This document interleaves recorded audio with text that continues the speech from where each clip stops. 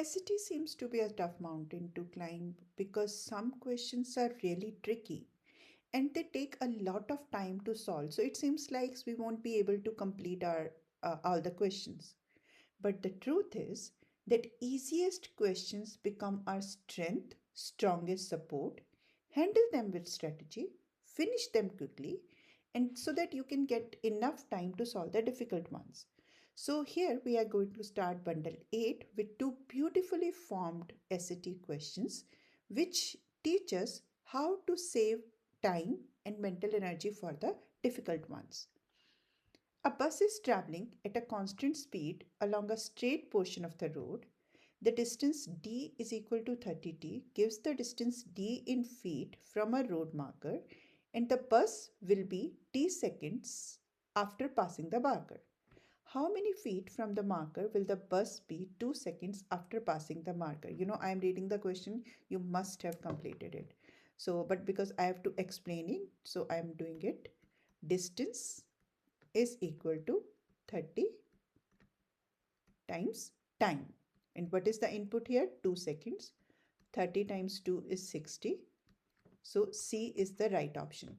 So you must be solving it in 2 or 3 seconds, which is saving a lot of time and mental energy. Now let's quickly come to question number 2. For a particular machine that produces beats, 29 out of every 100 beats it produces have a defect. A beat produced by the machine will be selected at random. What is the probability of selecting a beat that has a defect, right? So that means, okay, now let's leave this question here because we have to understand the concept behind it.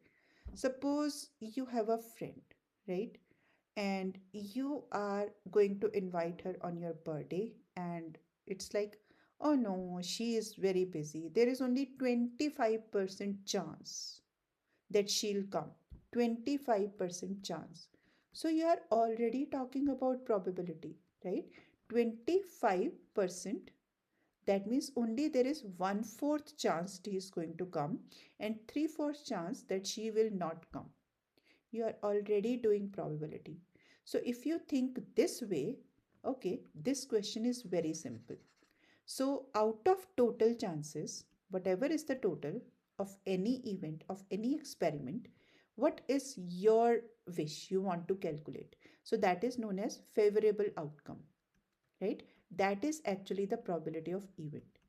Because I'm explaining that to you, so I'm taking a little bit longer.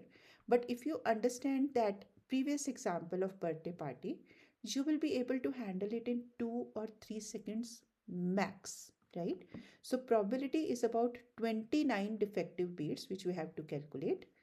Read this word carefully. They have a defect. So that is 29 out of the 100 beats. So that is our answer, 29 of over 100. Now, sometimes when we are in stress, right, we miss 1 or 2 words from the question. For example, let's add one word to this question, which have no defect. Now the answer is totally different because we are not talking about the defective beats. We are talking about the beats which are not defective. So this no word is changing everything. That means how many are the good beats? 29 are defective out of 100 over 100. Now that is the probability of good beats. So that is equal to 171 by 100. Right? So other strategy is read the question very carefully.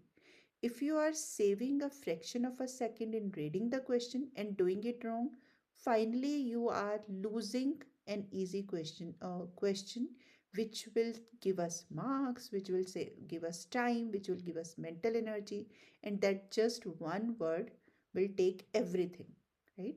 So read the question very carefully. Question number 3, a graph is given to us. Okay.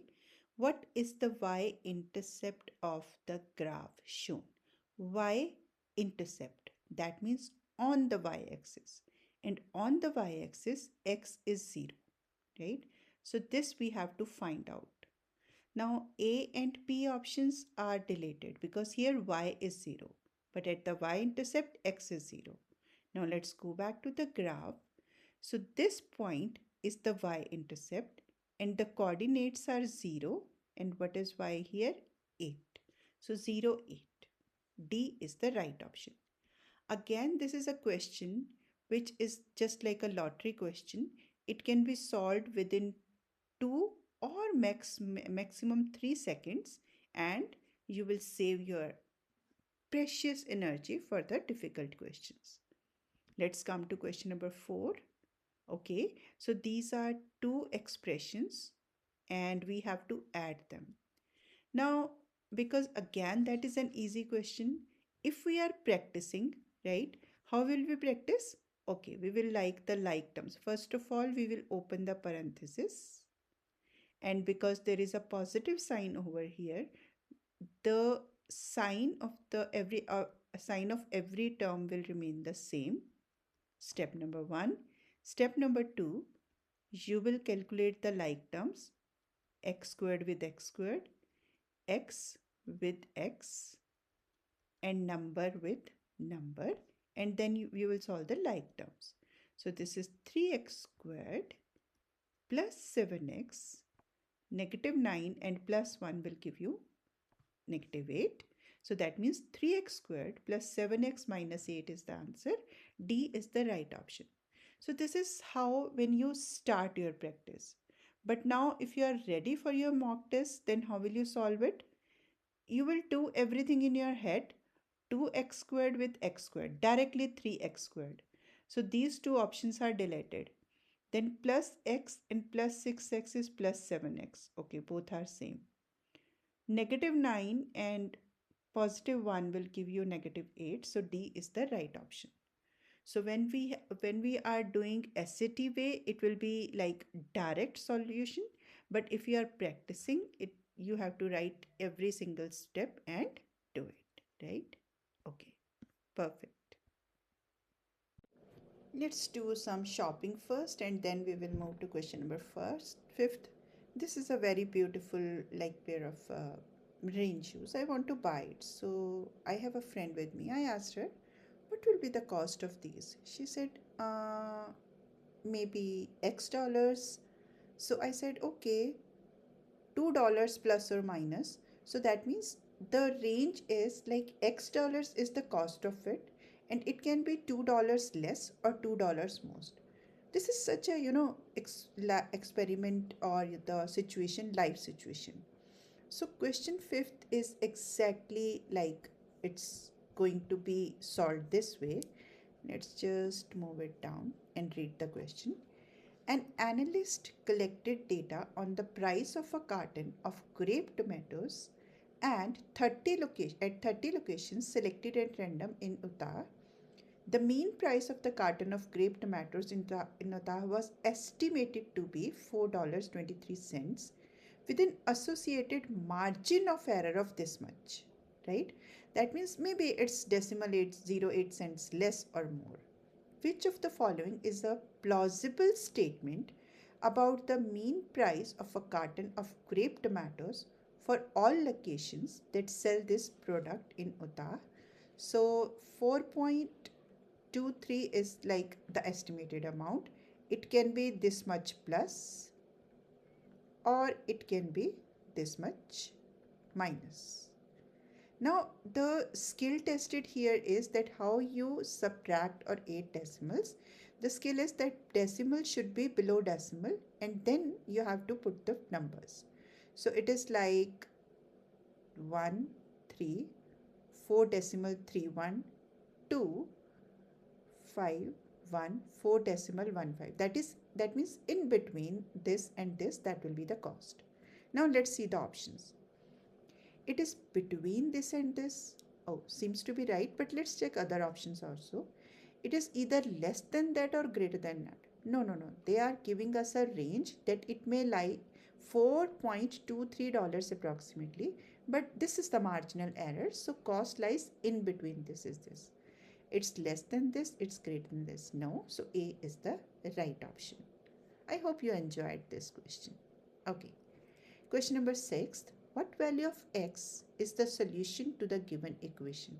Okay, again, it is about how we place decimals, subtracting decimal 26 on both sides.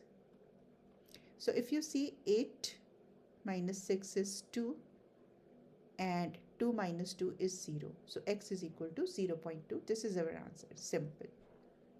Let's move to question number 7. Out of the 300 seeds that were planted, 80% sprouted. How many of these seeds sprouted? That means in this question we have to find what is the 80% of 300. Now this is a question where you can have your own style, right? You can do it like 80% of 300. This is first style, right? First method. I'll do this question with 2 or 3 methods. So that is the first method. Like I am using the mathematical versions of the questions given. 80% of. Of is generally used for multiplication. 80% of 300 we have to calculate. So 2 zeros with 2 zeros, 240. First method. Now let's go with the second method where we use like equivalent fractions. If out of 100 there are 80, how many are there out of 300? So total over like sprouted. Here total is 300, how many sprouted? If total is 100, 80 are sprouted. If total is 300, how many are sprouted? So that is, let's say, x.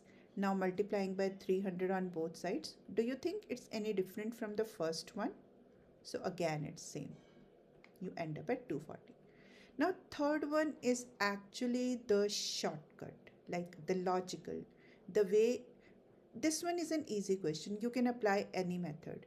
But otherwise the third method I am going to do is kind of a skill or a strategy. 10% of any number, let's say 247. I have to calculate this. So just put decimal after first number, 24.7. That is 10% of this. And if I use that formula here, so what is 10% of 300? Right? That is 30. Simply 30. So what is 80%? That is 8 times of 30. Right? That is 240. So you can use any of the methods according to your convenience. Which way you like the most? Do you like to change the words into mathematical impressions? First. You like to use equivalent ratios? Second. You like to use these kind of shortcuts? Third. Right? So just choose your style and solve. Today's lesson is very challenging for me. I have broken my stylus and I cannot write. But as I expect my students to be regular, committed, and strategic, I have to be one. So today I have got an opportunity to tell you, okay, if we think we can, we can. If I have to post a video today, I have to post it. Let's start. Question number 8. F of x is equal to 4x plus b. For a linear function f, b is a constant and f of 7 is equal to 28. What is the value of b? This is kind of a lottery question. It should take seconds to solve this question. If I see this particular f of 7 is equal to 28, I must figure out within a second that input is 7 and output is 28. That means when x is 7, y is 28, right? So we have to just plug the values and b will be the variable here. Let's see the first part. When x is equal to 7, this is the input. F of x is equal to 28 or y is equal to 28. Let's plug it. 28 at place of fx is equal to 4 times 7 plus b, and now b is equal to 0. 4 7s are 28. Subtracting 28 on both sides, b is equal to 0. So a is the right option. Yay, I have done it. Let's come to question number 9. Right triangles LMN and PQR are similar. See, when the triangles are like similar, Then sequence is very important. So if the question says LM and PQ are similar, that means first letter L or angle L is equal to angle P, M is equal to Q, and N is equal to R, right? That is obvious because sequence is very important. Okay, but let's read the question. Where L and M corresponds to P and Q respectively. That means L with P and M with Q. Respectively means if it is written in the sequence L and M, then P will go with L and Q will go with M. So angle L is equal to angle P and angle M is equal to angle Q. Angle M has a measure of 53 degree. What is the measure of angle Q? Now, because I know the concept, right? I know that if M corresponds to Q, then measure of angle M will be equal to measure of angle Q. So that means it's 53 degree. Now, because I have explained this concept to you, I have taken a minute maybe, but if you know this concept, this is again a lottery question, which will take maybe only 5 to 6 seconds, right? Because you have to read the question very carefully. Perfect. Let's move to question number 10. Which is the equation of the line that passes through the point 0, 5, okay, and is parallel to the graph of the line y is equal to 7x plus 4 in the xy plane? Let's break this question into smaller parts. First keyword is passes through the point 0, 5, right? Now, if you say y is equal to mx plus b, that means if x is 0, in required equation, 5 will be the y-intercept. So let's see what options this have. Oh, okay, only B option has 5 as the y-intercept and y is equal to mx plus b, right? Let's write it. So the equation is y is equal to, let's face the challenge, m x plus, okay, p.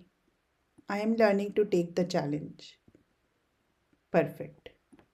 Now, B is the y-intercept, so that means 5. If I go with the options, only B is the point where B, which is showing B as 5. So I have already selected the right answer, but let's see, let's cross check it. The other key point is parallel to the graph of y is equal to 7x plus 4. That means this is the line where we are comparing the given line. 7 is the slope. If 7 is the slope of the given line, the required line will have the slope of 7 because these lines are parallel to each other and slopes of parallel lines are equal. So yes, that also fits this situation. That means B is the right option. I am proud of myself. I have overcome the challenge of not having the stylus today. Are you ready for your challenge? So today is again a challenging day for me. Second challenging day because I don't have stylish even today. And this is again giving me a new opportunity to tell you how SAT can be done with strategy, which is going to save our time and energy. Let's see this question number 11. A graph is given to us, right? And yeah, this is kind of scatter plot. And if I just try to draw a line, this seems to be like approximately this is the line of best fit. Now, if I observe this line, it has a negative slope, right? And the y-intercept is approximately 10 and a positive 1. Okay, I have observed the graph. Now let's move to questions. Which of the following equations is the most appropriate linear model for the data shown in the scatter plot? Now, if I see the options, all options A, B, C, D have the slope 1.9, 1.9, 1.9 and 1.9, right? 1.9, again 1.9, again 1.9, again 1.9. But from the graph, we are pretty much sure that the slope is negative. That means C and D already related because they have positive slopes and we are looking for the negative one. Again, if I see the y-intercept, every option has y-intercept as 10.1, but only B option is like have negative slope and positive y-intercept, which is our situation. Negative slope and positive y-intercept. So this is not about a question, right, which you have to solve and then check the options. Check the options smartly. All the numbers are same, only signs are different. So you have to consider only this, right? This is a magical question. Just 1 or 2 second question. If you keep a glimpse on the options and see, oh, all the numbers are same, I have to check only for the signs. Correct? Okay. So if I do not have a stylus today, it's a privilege. I'm telling you, you can solve them without even picking a pen. Let's come to this. A model predicts that the population of Persian was 15,000 in 2005. This model also predicts that each year for the next 5 years, the population P increased by 4% of the previous year population. See, we have some keywords. So when it says previous year population, that means the question is about exponential equation. And because population is increasing, so it is exponential growth situation. We are just breaking this complex problem into simpler ones, right? Increasing previous years as compared to previous year, exponential growth. Now, if we see, we have already figured out what basic equation we are going to use. So it is going to be y, okay, y is equal to ab to the power x. Let's try to type it. Y is equal to ab to the power x. Now here b is the growth factor. I'll give you the I button, right? That when this b is greater than 1, it's about growth situation. And when this b is less than 1, it's about decay salvation. And this a here is the initial value. That means when you just started doing any data reading or whatever is that. So what is that number in this question? 15,000, right? So that means A and B option gone from the very beginning, because here growth, or it's shown as a B value, which is not the case. So it can be C or D. Again, in C option, it's less than 1. Okay, we are talking about the growth, which should be greater than 1. See, again, that is only 2 or 3 seconds questions if I see the data, right? So try to solve the questions. Try to find the logic first. It's going to be magical. I hope you enjoyed this challenge and as well as the class. But if you think not good, I'll make it one more time. Just give me a comment. I have got my new workcom today, so now we can move to regular classes. Challenge time over. Let's come to question number 13. 2a plus 8b is equal to 198 and 2a plus 4b is equal to 98. Okay. The solutions to the given system of equations is ab. What is the value of b? Okay. Now we have two equations. So when we have system of equations, we use either elimination method or substitution method. There is another one, graphical method, but when we are using algebra, we use either elimination method or substitution method. So we have first step is what method to choose. Now if we see this one, 2a and 2a, these coefficients are same. So that means here elimination method is a better idea, right? So if we subtract the two equations, I'll do this question with two ways. Either first is by complete writing every single step, and second is SAT style.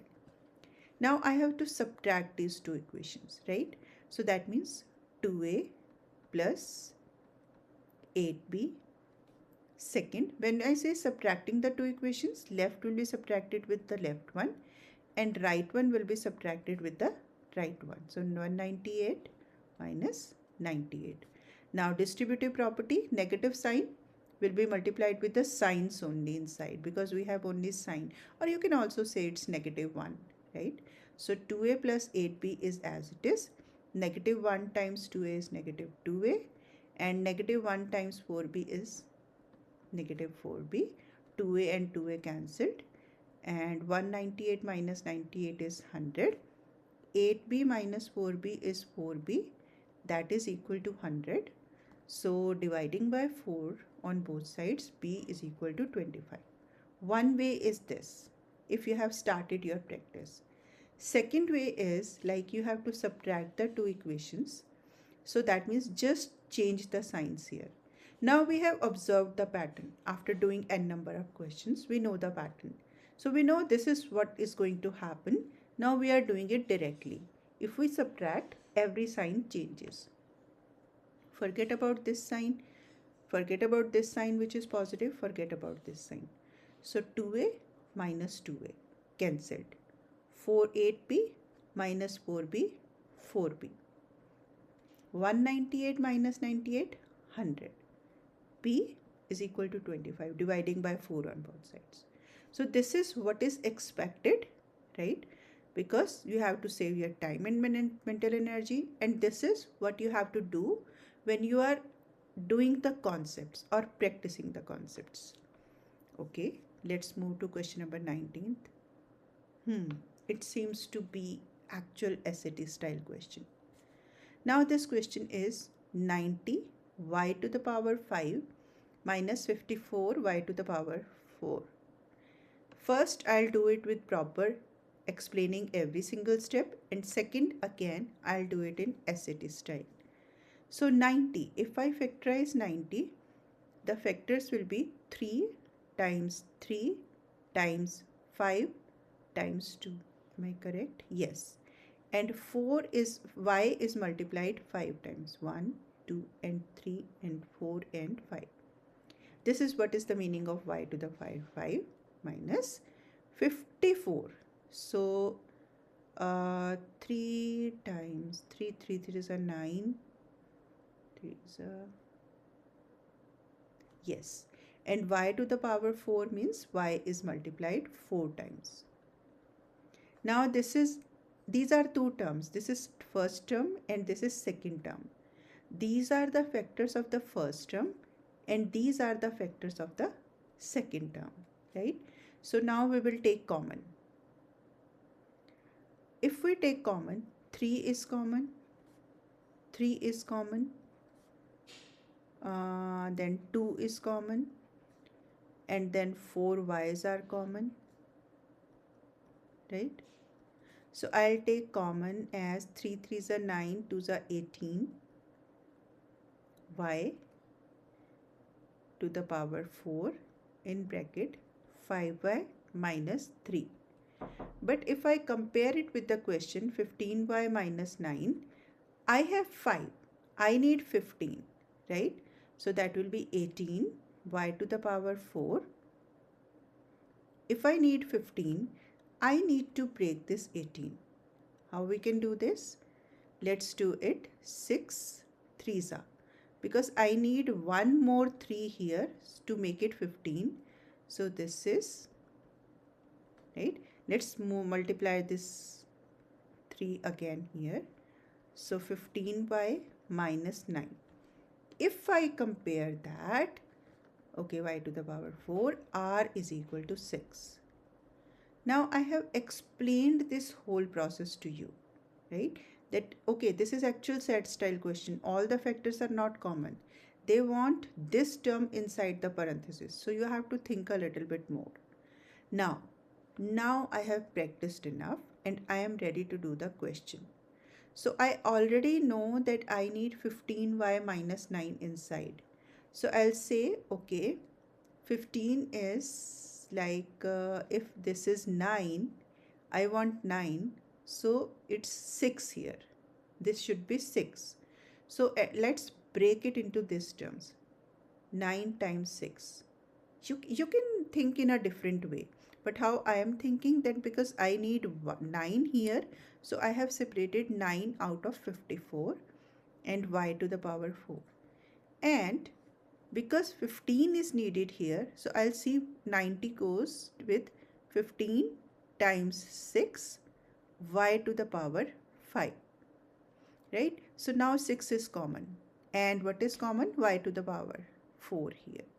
So you are left with 15y minus 9 directly.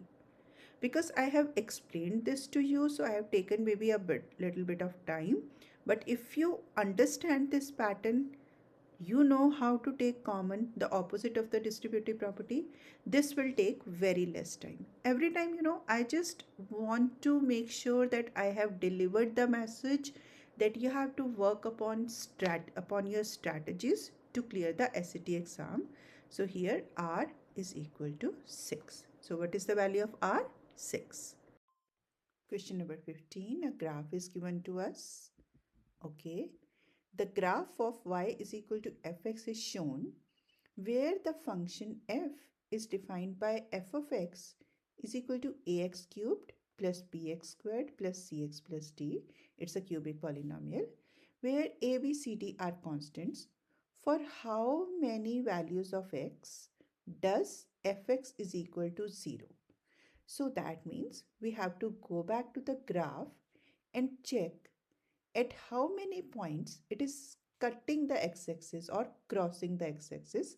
Fx is equal to 0, that means the points at which y is equal to 0. So this is first point, this is second point, and this is third point, right? So that means our right option is C. That means 3 points. Okay, after doing question number 16, I'll come back to this question to explain a little bit more about the cubic functions. But if you are interested only in questions, let's move to 16th question. The area A in centimeter square of a rectangle cutting board can be represented by the expression W times W plus 9, where W is the width in centimeters of the cutting board. If we just try to find the keywords from this, we are talking about area. Area of what? Rectangular cutting board. So what is the area of rectangular cutting board? It's length times width. And question is clearly mentioned that out of these two factors, width is W. So that means other one is the length. So length is W plus 9. Okay, let's see what the question is. We have just analyzed the given information. Which expression represents the length, in centimeters of the cutting board? So length is this is length, and this is width. And if we multiply this and this, that is the area, right? Okay, I hope question number 16 is also clear. Now I am going to question number 15 one more time just to check the concepts. We will explore cubic equations a little bit more. Let's say if I have a cubic equation ax cubed plus bx squared plus cx plus d. Because it's a cubic equation, you can write down these concepts in your notebook. Because it's a cubic polynomial, right? It will take 2 turns. Let me show you what this means, but let's write first.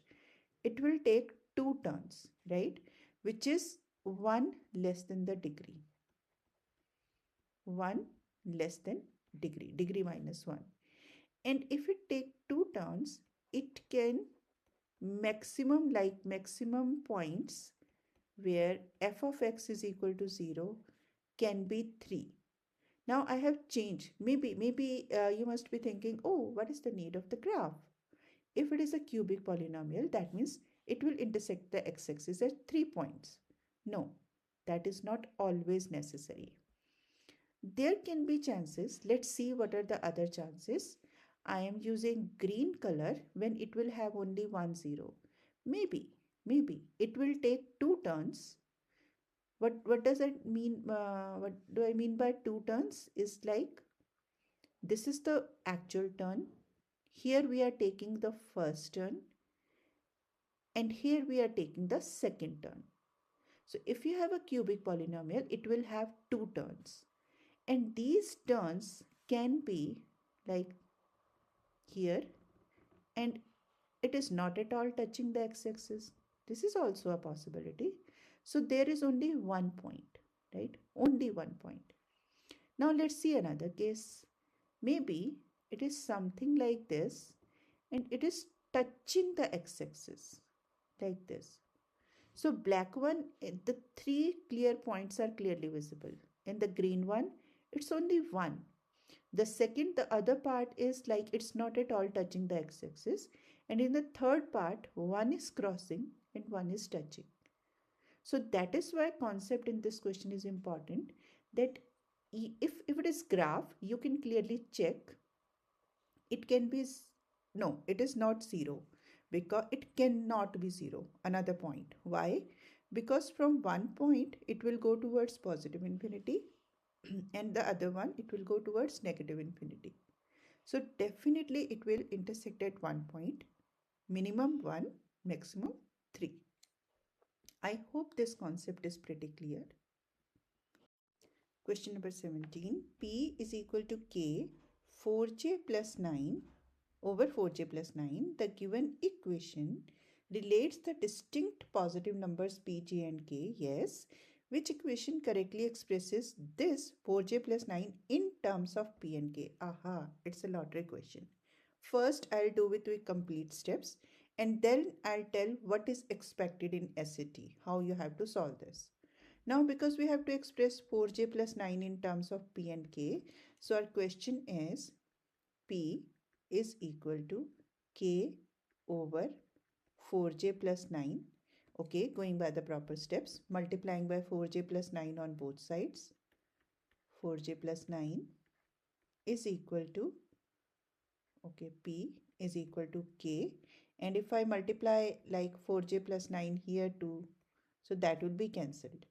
So we should completely skip this subject point. That is the purpose that we have to move it to other side. Okay. Now we have to divide by p on both sides. So 4j plus 9 is equal to k over p. That means A is the first option. Now if you are thinking this way, what is the expectation here? That you do it just orally, right? If you do it with this way. But there is another interesting term for it, and that term is alternando. Alternando means when we like it's A is equal to B by C. Suppose I have this. Alternando means I'll just interchange the positions of the numerator of the left hand side with the denominator of the right hand side. So if you see this question, we have to just apply alternando. 4j plus 9 will be here and P will be here. So again, that is 1 or 2 seconds question, maximum 2 second questions, right? Okay, great. One more lottery question. Question number 18. So maybe the time we have saved there can be used here. A circle A has a radius of 3n squared and circle B has a radius of 129n, where n is a positive constant. Okay, the area of the circle B is how many times the area of circle A? So let's say area of circle A is equal to pi r squared, that means 3n squared, that means it is 9 pi n squared. Area of circle B is equal to pi 129 n times square is equal to 129 times 129 times pi n squared. Now because I have to complete these two area, so I'll just multiply these two and write it like, I can write it like as 9 times 1849 pi n squared.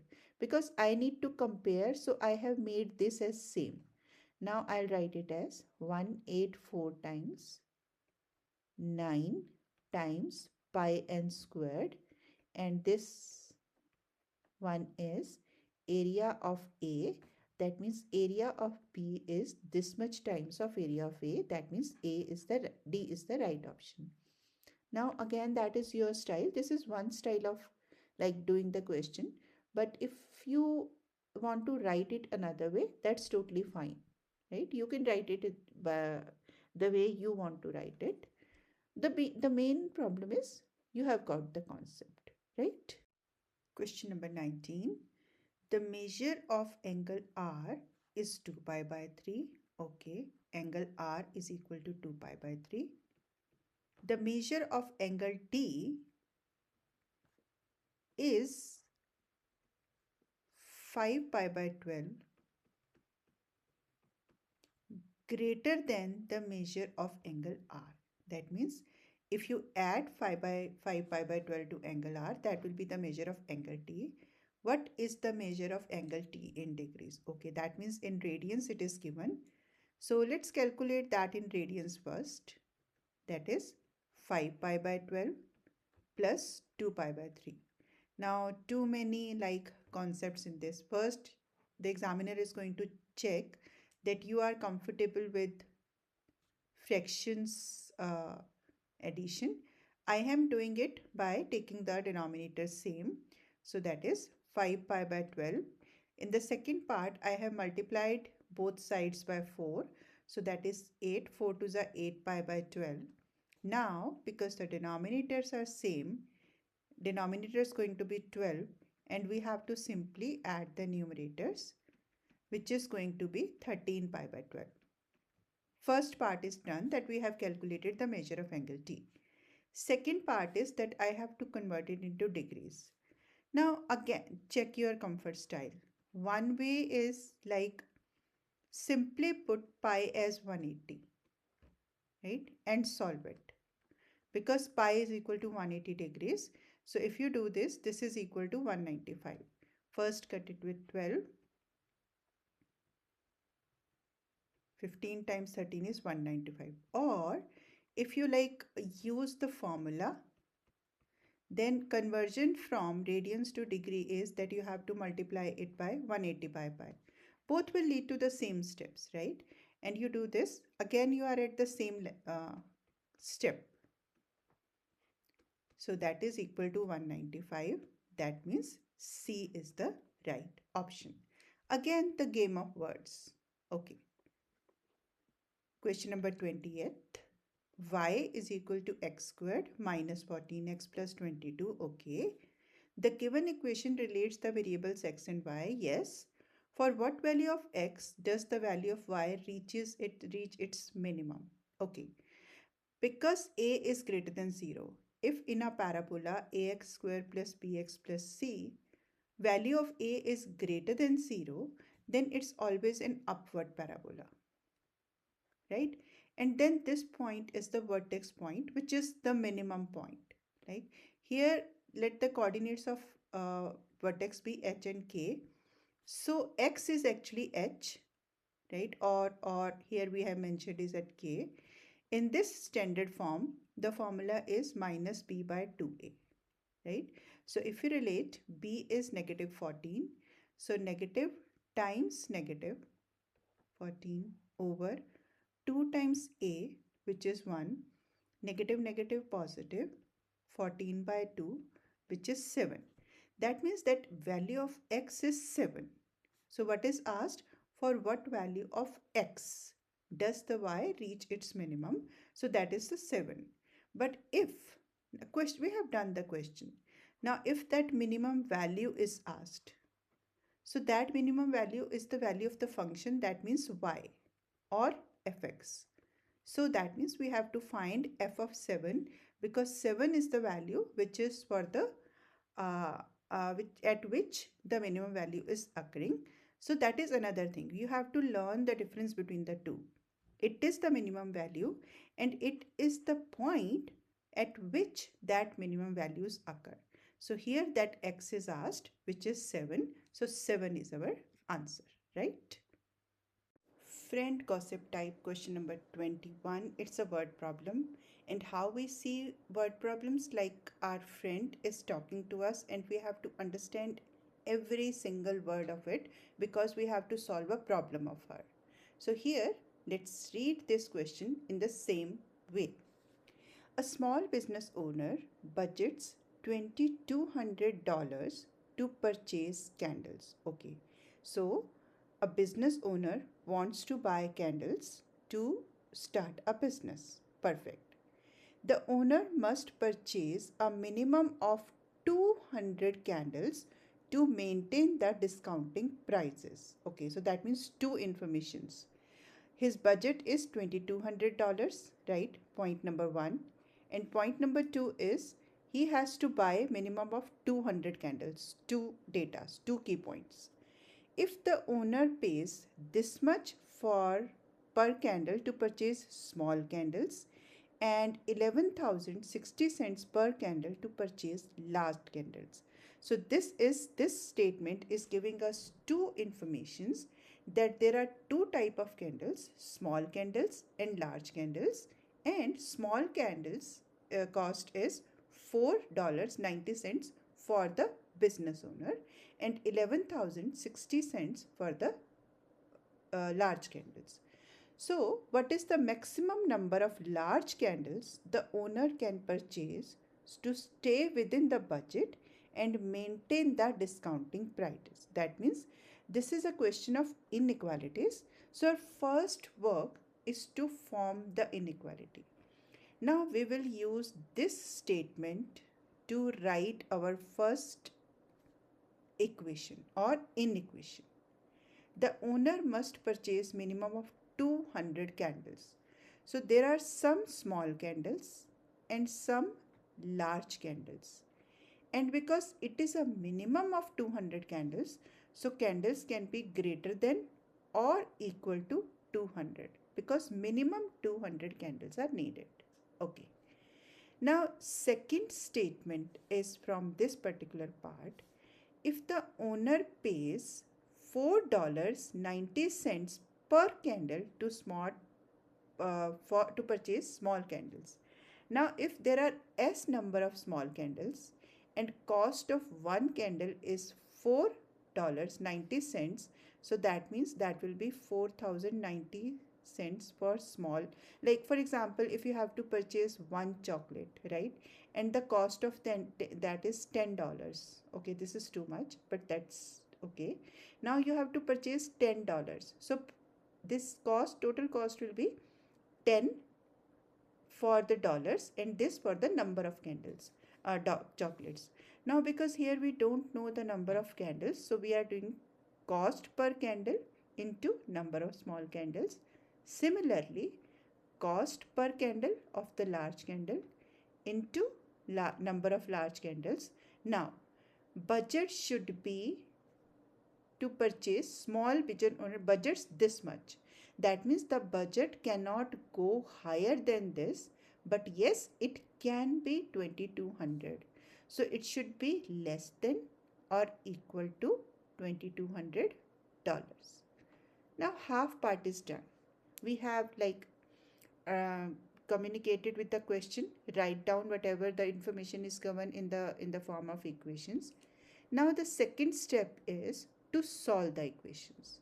There can be two ways. One is like how to form the compound inequality out of it, and the second one is the graphical method. So let's do compound inequality first. I'll give you the I button here where I have made a short to explain the compound inequality.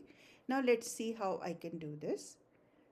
L is, let's say I am describing S in terms of L. So S is greater than or equal to 200 minus L. First equation taken. From the second equation, 4.9S is smaller than or equal to 2,200 minus, because we are subtracting $11.60 times L from both the sides. Now this dividing by 4.90 on both the sides, 2,200 minus 11.60L divided by 4.90. So this is equation number 1 we are manipulating, and this is equation number 2 we are manipulating. Now I have two equations, manipulated ones, where s is on one of the sides. So we can write them like s has to be greater than or equal to 200 minus L, that is from this situation, and from this one s is smaller than or equal to 2200 minus 11.60 L over 4.90. Now what if I just delete this s from here and make these two equations to solve for L? So that is 200L is less than or equal to 2200 minus 11.60 L over 4.90. Now we have to solve it. Next step is multiplying by 4.90. Okay, that is 200 minus L, my bad, 90. So 200 minus L is less than equal to 2200 minus 11.60 L. Okay, so that is 980 minus 4.9 L is less than or equal to 2200 minus 11.60 L. Now I'll skip one or two steps, right? You just pause here and write the steps into your notebook and reach to the end step, like L has to be less than or equal to 182.08. I'm leaving it to you. If you do not get it, comment me, I'll send you the solution. Now L has to be less than or equal to 182.08. Less than or equal to. Now candle is going to be an integral number, so that means L is equal to 182. This is what is asked in our question. What is the maximum number of large candles? So maximum number of large candles is 182, because otherwise L can be less than this, right? That is the method using algebra or solving compound inequalities. Now second method is this one, graphical method. Use Desmos and draw the two equations. L plus L has to be, okay, what was that? Greater than or equal to 200, and 4.90s plus 11.60L has to be less than or equal to 2200. Now if I draw the graph of these two, this is the point of intersection, right? Now because here I have to paste the pic, so if you zoom it a little bit, zoom the graph on Desmos a little bit, you will find out that this point is 182.08. And because y has to be less than this, so or L has to be less than this, so L is equal to 182. So 182 large candles are he should purchase to stay within the budget and maintain the discounted pricing. Question number 22. Y is less than or equal to x plus 7 and y is greater than or equal to negative 2x minus 1. Now whenever you have like one sign is less than or equal to and other sign is greater than or equal to, you can convert them into a compound inequality first. For example, this side is y, right? So y is here. Here I can put sign this and this. This is how it works, right? So now I will see this equation. Here y is greater than or equal to negative 2x minus 1.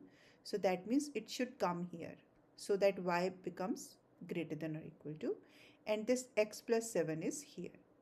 Now because this is less than this is less than this, so if I just delete this middle part from it, my equation will be negative 2x minus 1 is less than or equal to x plus 7.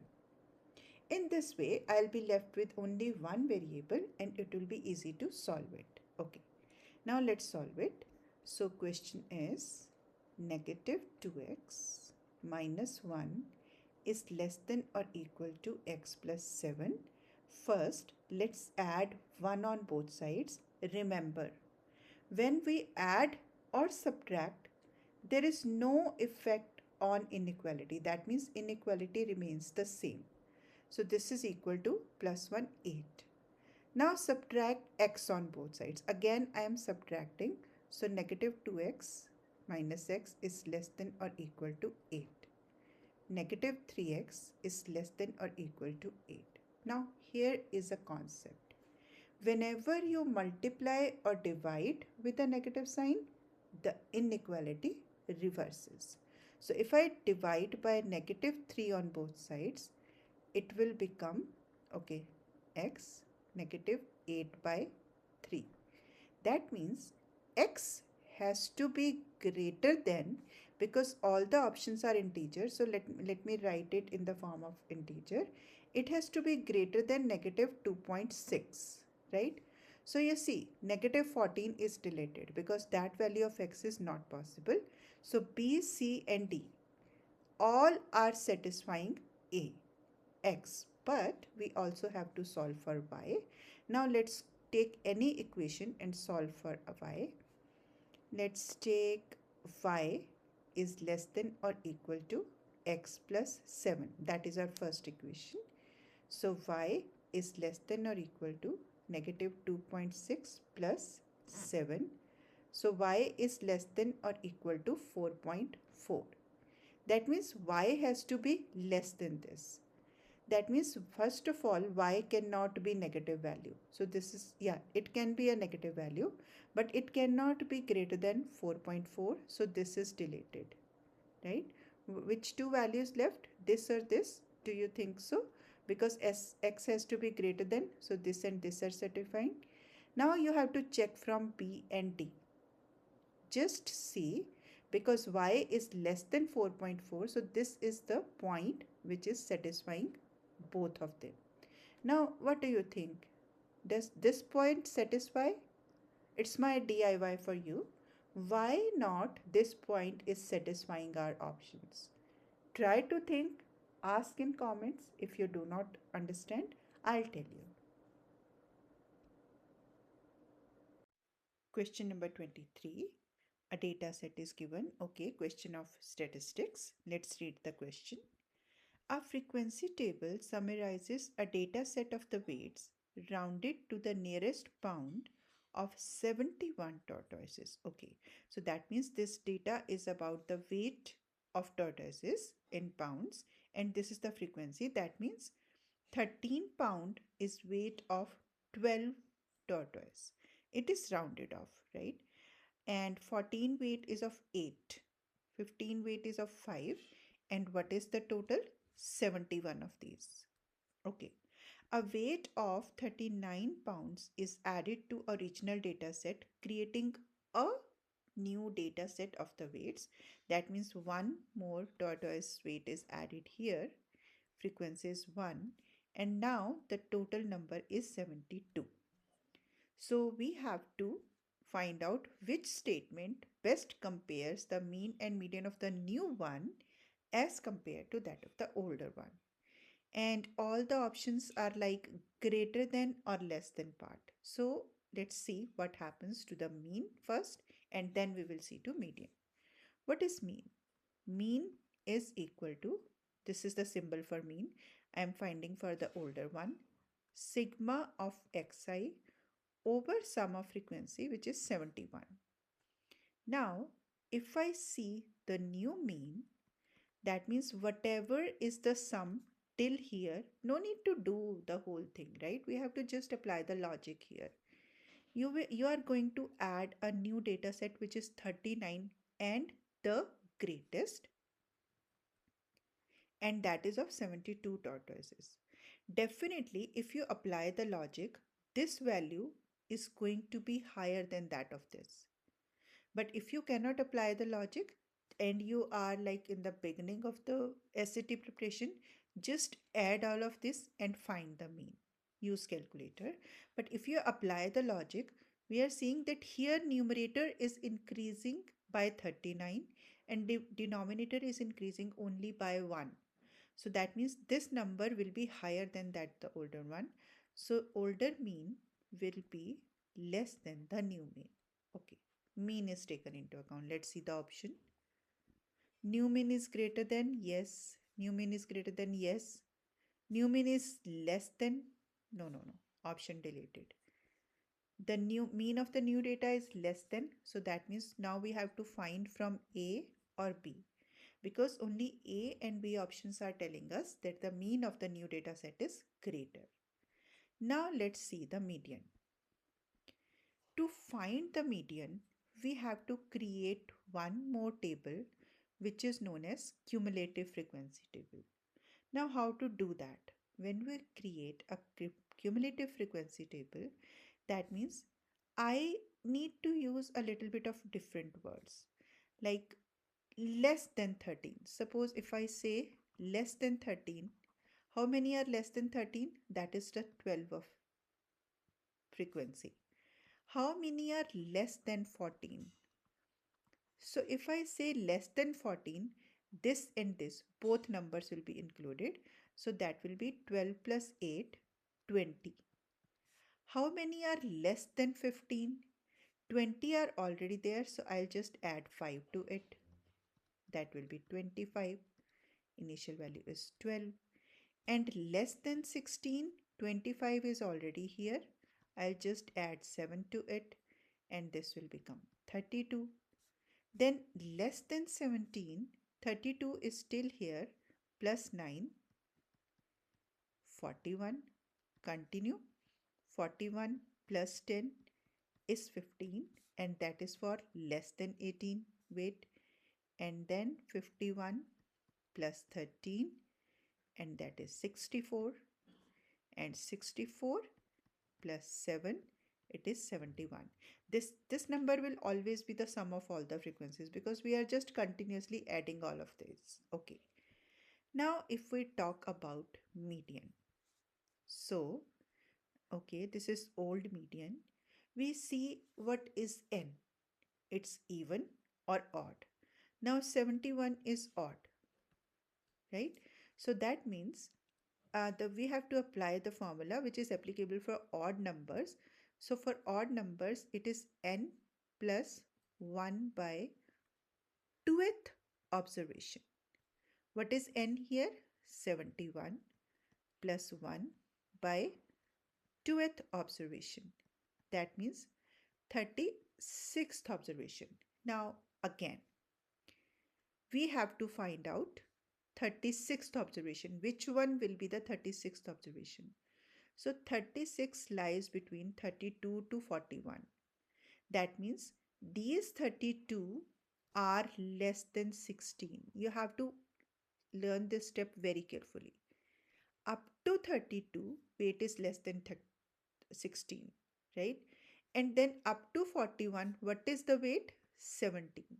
So what is the 36th observation? From 32nd to this, all the observations are 17. So median is 17. Okay, let's see for the new value. Here we are going to add one more value which is 39 and its frequency is 1. So our cumulative frequency will be same 12, 12 plus 8, 20, 20 plus 5, 25 and 25, 32, 41, 51, 64, 71 and 72. Now this 72 is even. Then what is the formula for median? That will be the new median. It is n by 2th plus n by 2th plus 1th. See the difference here, n by 2 plus 1. N by 2 is a fraction, 1 is a number. But if you do the odd ones, n plus 1 is whole as a numerator. See the difference. So mean of these two observations will be our new median. So n by 2th, that means 72 by 2th, 36, and the next of it, 37th. Mean of these two. Now, if you see this, 36th and 37th, both observations are 17. So 17 plus 17 by 2, which is 17. Now, in this case, mean in both the cases is same, but median is same, but mean is this showing this relation. So let's see the data. Mean of the new data is greater than the mean of the original data set, and the median of the new data set is greater. No, it's not greater, it's equal. Let's see here. Median of the two data sets are equal. So B is the right option, right? There are many small concepts into it and logics. If you apply the logics, definitely I have taken a lot of time because I am explaining each and everything, but you will do it at a much faster pace. I hope the concepts are clear. Question number 24. I seriously like this question. Why? I'll tell you after solving this question that why this question is very interesting. First of all, let's solve it. Now we have an equation where this is a quadratic equation, two factors. That means it will be, if you multiply, that is going to be a quadratic equation. So it should have two solutions. First point that you should always remember, that the degree of the polynomial is actually the maximum possible number of factors there. And here these two linear factors are 2, 2, so it's a quadratic equation. So it must have two solutions. And if we see the options, first and second, first and third, second and third, three solutions are not possible because it's going to be a quadratic equation, right? So how to solve it to get the two factors? Let's write it first. X minus a times x minus 29 is equal to x minus 29. Subtracting x minus 29 on both sides.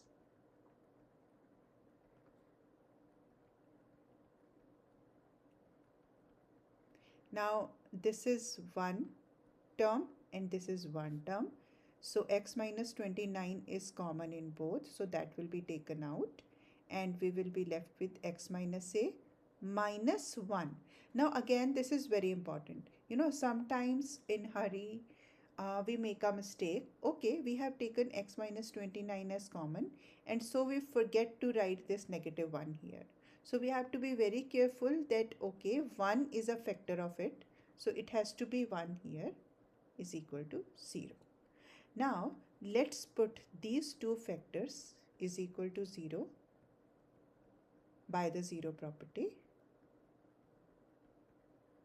So here x is equal to 29, okay, third option, and adding a and 1 on both sides, so x is equal to a plus 1, and second.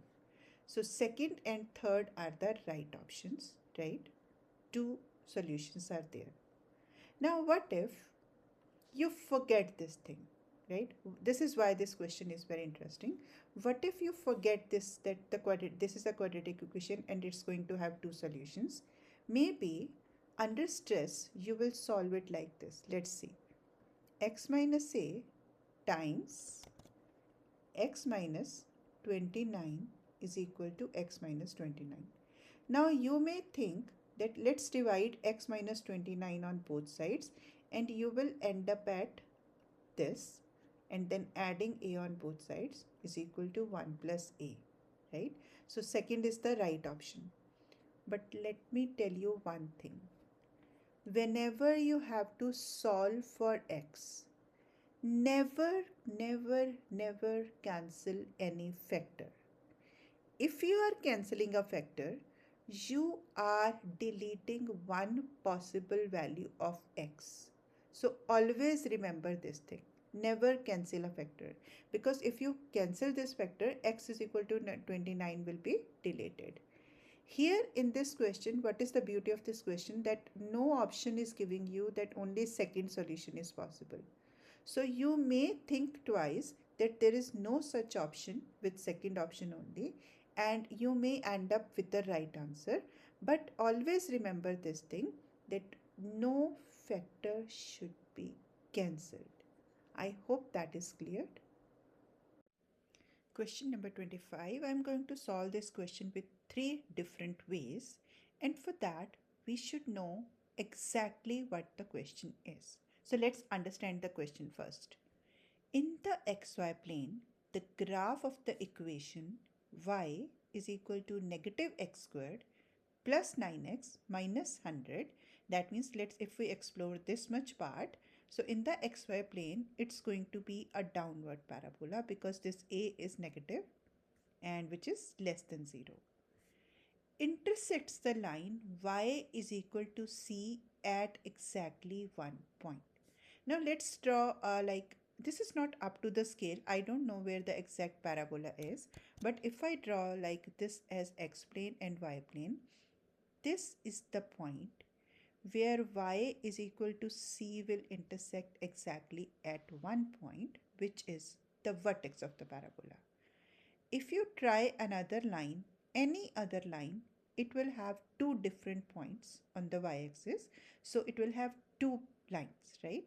Okay. So that means we have to find the vertex. And to find the vertex, first we can use the method where we convert it into vertex formula, right? Which can be done by completing the squares. We will do one by one. Right now we are only exploring the number of ways. So completing the squares, that is the first method. Second is, like if we have this standard form of the equation, which is this one, we use the direct formula. Again, I'm going to discuss what is the direct formula, and this is considered to be the best and the shortest method. And the third one is discriminant method. Now let's do vertex formula first. For that we have to complete the square. So let's write the equation. Y is equal to negative x squared plus 9x minus 100. Step by step. First, I'll just make the coefficient of x square positive. It's not the thing, you cannot solve this question otherwise, but this is like some comfort in the question. Okay. Next step, again, whatever is the value of b, right? B is 9 here. Ignore the sign. 9. So do plus half of it whole square and minus half of it whole square. That is the first step if you do completing the square. Whatever is the value of b, half it, add the square of it and subtract the square of it. First, write the add part. Second is, like, take x from here. If it is negative or positive, whatever the sign is, place it here, and whatever is this, write it as it is and complete the square. How we are doing this? Actually, we are using this formula, x minus y whole squared is equal to x squared minus 2xy plus y square. The only difference is now this side is we have created, and now we are moving to this side. Write the rest of it as it is, plus 100. So this is negative x minus 9 by 2 whole squared minus, and if you solve this, this is 319 plus 319 by 4. Now open it, is equal to negative x minus 9 by 2 whole squared negative 319 by 4.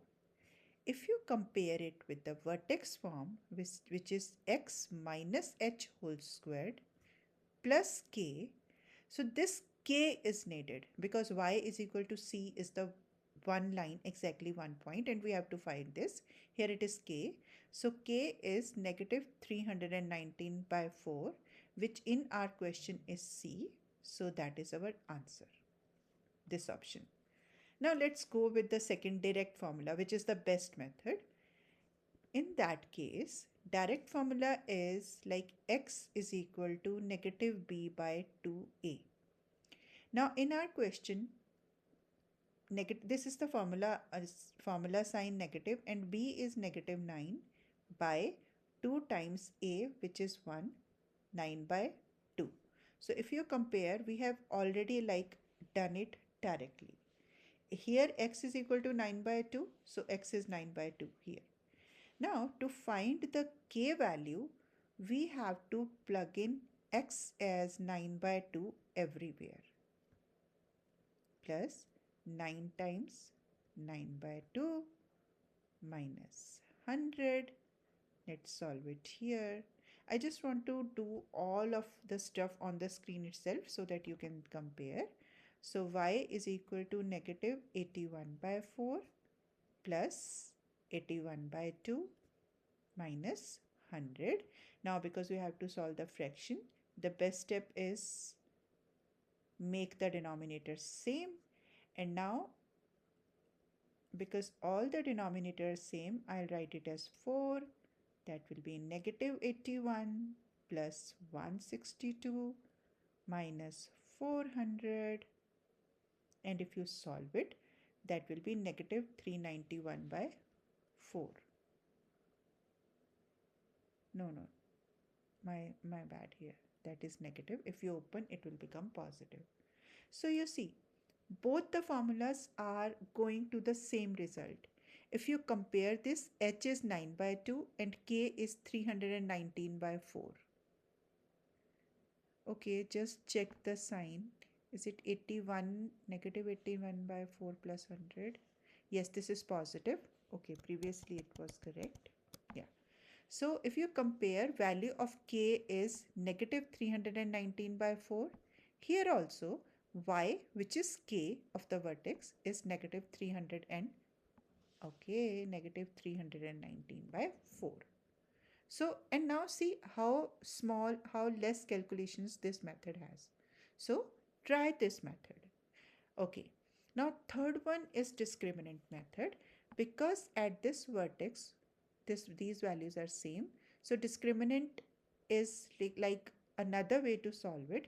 Just explore it at your own. This is kind of DIY. You always notice, I leave some gaps in the question and ask them as question, because if you solve them, you will notice what are the differences while we are using the statements, or how small differences can make such a big difference in the question.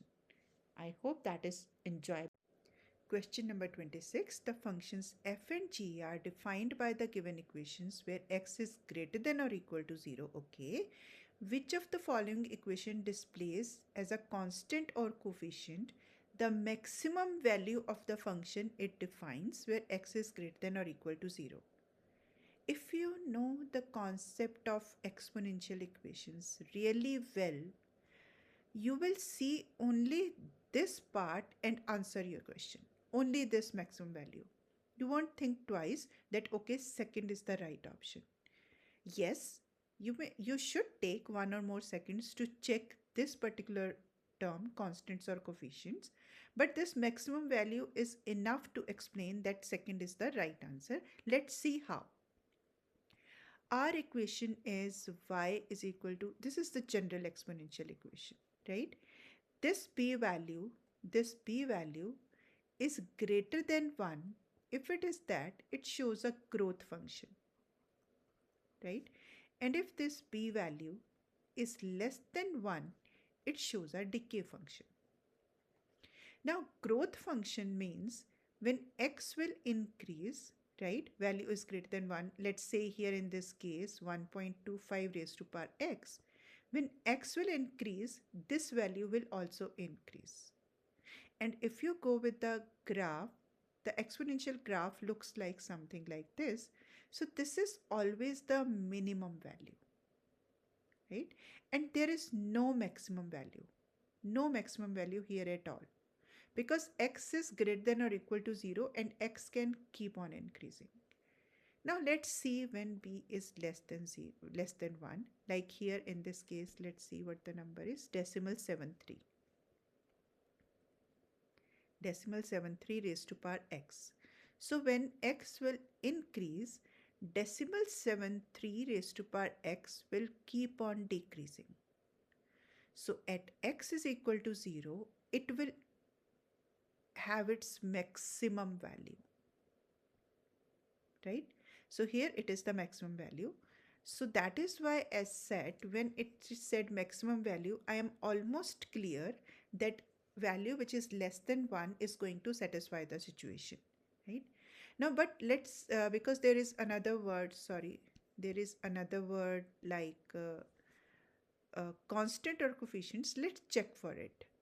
When x is equal to 0, right, then it will have its maximum value. So g of x will be equal to 9 times decimal 73 raised to power 0, which is 9. So here this is the maximum value and it is here in the form of coefficient. So that means only second is the right option. I hope the whole concept is clear to you, but I'll give you the I button to check the whole growth and decay situations. I'll give you the complete playlist, right? Question number 27. The perimeter of an equilateral triangle is 852 centimeters. Okay. The three vertices of the triangle lie on a circle and radius of the circle is w root 3 centimeters. What is the value of y? First of all, because two very important informations are given to us. One is that it's an equilateral triangle with perimeter 852 centimeters, and another one is that this equilateral triangle lies inside the circle, right? Okay. So let's see the situation first. This is our situation. That is the circle, not up to the scale, but we can understand here. Because the perimeter of the circle is 852 centimeters, that 3 times, let side be a. That means a plus a plus a is equal to 852. So 3a is equal to 852 dividing by 3 on both sides. So this is equal to 284. First information decoded. Now let's go to the second information, that it lies inside the circle. This side is 284. This side is 284 and this side is also 284. Now, again, there is a beauty in equilateral triangle pattern that if you draw perpendicular from a vertex on the opposite side, it divides the side into equal parts, or in proper time, it bisects the opposite sides. So let's say this is ABC and this point is M. That AM will be half of 284, which is 142. Perfect. Now we have to find the radius. Again, there is a property, like you can see this property in two ways. First, I'm explaining the first way, that this perpendicular, if it is inside the circle, divides this into 2:1. That is the center of the circle. So inside the circle, it will divide it into 2:1. That is the one way to see it. And so I'm just joining this AO, and because this is the radius and this is also the radius, so this is 2. And because these are ratios, let the common multiple be A. 2A and 1A, and this is 182, right? So now we can solve the question, because this is Pythagoras. 2a squared is equal to 182 squared plus a squared. 2a squared is 4a squared. I am doing two steps simultaneously and subtracting a square on both sides is equal to 142 squared. 3a squared is equal to 142 squared. Doing square root on both sides, root 3a is equal to 182.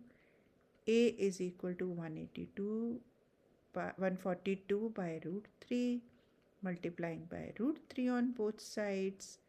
And so A is equal to 142 root 3 by 3, because square root cannot be in the denominator. And so 2A will be equal to 2 times 142 root 3 by 3 or 284 root 3 by 3. Now this is what we have calculated. And what the question says, radius is root 3w. And what we have calculated, it's root 3, 284 by 3. So that means what is the value of w? 284 by 3. Okay. We have done the question. I just want to explore one more way how AO can be 282A. This is I'm going to do it with the second method. If you understand it well, okay. But if we are into SAT, right, we should know every possible method. So let's say if this is the case, if this is inside, that is only related to equilateral triangle. So this is the equilateral triangle, right? Every angle is of 60 degree. So if this is a side, if it bisects the sides, it also bisects the angle. So if this whole angle is of 60 degrees, right? So this will be of 30 degrees. This is the first case. Now, because we have joined it here like this, so now in this particular triangle, in our question, we have mentioned it as ABO. This angle is of 30 degree, this will be of 60 degree, and this will be of 90 degree. And if you go with the 30, 60, 90 triangle, right? So 30, 60 side opposite to 30 degree angle is A, side opposite to 30 degree, 60 degree angle is 2A, and side opposite to this is root 3A. So that is another way you can find it as 2A, and this one is root 3A. Am I correct? Yes.